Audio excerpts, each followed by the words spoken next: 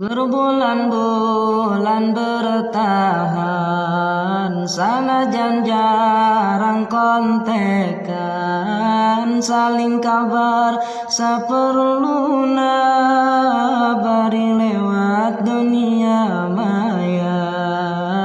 Hubungan tadi umbar, di sosmed tadi sebar, bertahan hoyong bubar, sanajan hubungan hambar.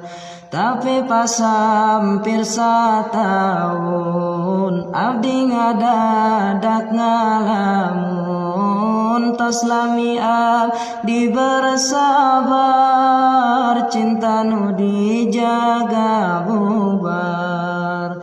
Kusabab pasiji mangsa, tepat di sosial media, ibu ramati anjeuna, terangan ngajalin cinta, akhirna ikhlas teu ikhlas, hubungan nu kami kandas, manah abdi jadi dadas, anjeunna hoyong dilepas.